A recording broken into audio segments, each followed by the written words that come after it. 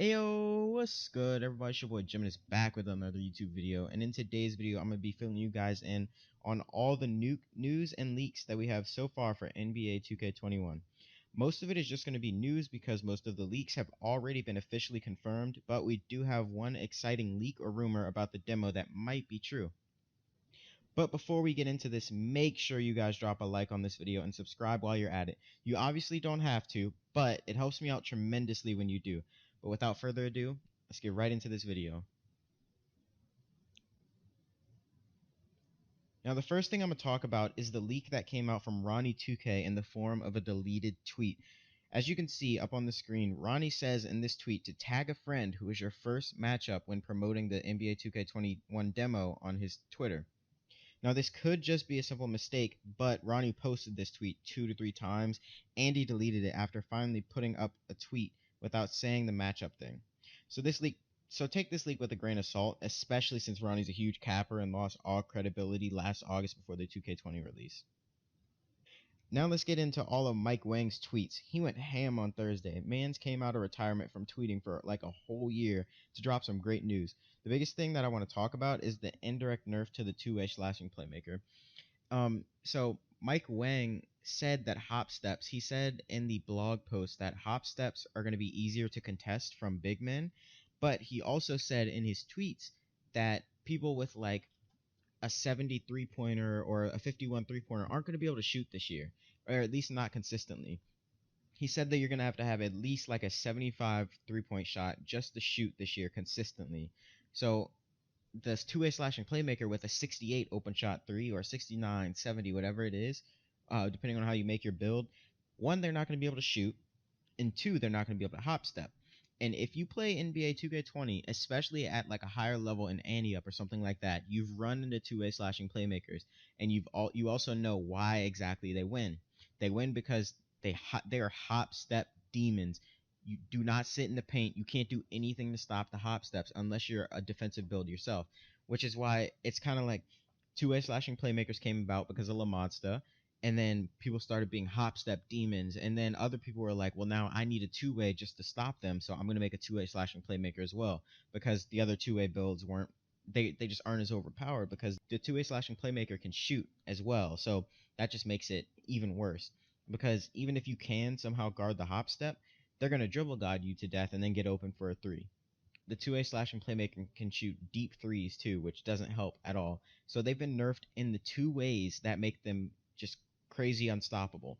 I'm assuming that people using two ways, like the defending and playmaking pie chart in 2K21, one, they're not going to be able to hop step, and two, they're probably not going to be able to shoot at least threes that well. I know the two-way slashing playmaker gets like a 78 open shot mid-range, I think, so they should be able to shoot from mid-range, but they won't be able to shoot threes. So it's obviously still going to be a viable build, but you're probably it's not going to be a meta build anymore. I'm assuming the meta builds for 2K21 are going to be like pure 6'8 playmakers type build, something like that, or and play shots. That's exact like I'm going to wait till the demo comes to give my official verdict on what I think is going to be the meta, but I'm pretty sure it's going to be 6'8 pure playmaker type builds and play shot type builds. But yeah, let's get into the other tweets. The other tweets weren't necessarily as important as the two-way slashing playmaker tweets in that I just listed, in my opinion, but other people did seem to like them, like the pogo stick nerf. Everybody's been calling for pogo stick to just be completely taken out of the game. I'd wholeheartedly disagree with them. I believe pogo stick is a necessary badge in the game because it's like it's kind of like a safety net. You accidentally make a mistake, you get to fix that mistake with pogo stick, and it also costs badge points anyway. And it's hard enough to guard post scores this year still for like the third or fourth year in a row. Post scores have overpowered moves, and if you don't think so, you're lying to yourself, because they can still do these like 30 or 40% contested fadeaways and hit them in your face without even greening. They can also do the post hooks and stuff, and pogo stick helps you to be able to stop that. Um, I do think it needs a nerf, which it is getting. Mike said they nerfed pogo stick, and I think he also said they may have nerfed, or no, he didn't say anything about intimidator. It was just pogo stick. But Then he put out a tweet about the jumpshot creator. We are getting the jumpshot creator off rip. You don't have to do that stupid workout anymore. Everybody gets jumpshot creator. And also quickdraw has been taken out as well, which is a huge, that's just great.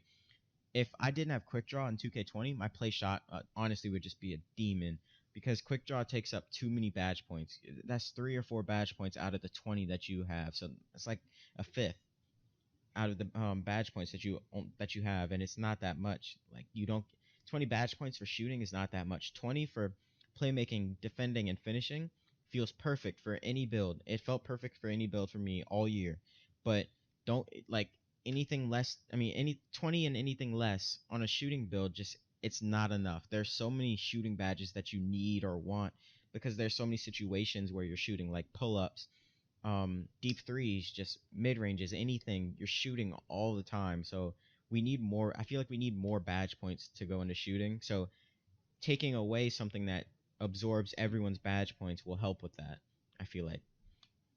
But yeah, those are pretty much the only tweets that I think are notable that Mike Wang put out on Thursday. But he really came out of nowhere with the tweets, which I'm really glad he did. He's also the one who wrote the blog post. If you guys didn't know, all these tweets are about current gen, by the way. He said that all of these apply to current gen, but some of them may also apply to next gen. But there's also some more stuff. So next gen is pretty. It seems like next gen is pretty much going to be the same game, just with like a few different changes, like graphics wise, more badges. I think he said things like that. They're probably going to give us a new location as well. I don't think they're going to use the same park, since it's two different dev teams working on current and next gen. But yeah, that also gets me excited. But yeah, I think that's the end of the video. That's pretty much all the news that we have from Thursday. There's also we got a picture of the 2K beach. You can go watch my other video on the trailer that they released if you want to see that little picture at the end. It's also the thumbnail. You can just go look at the thumbnail.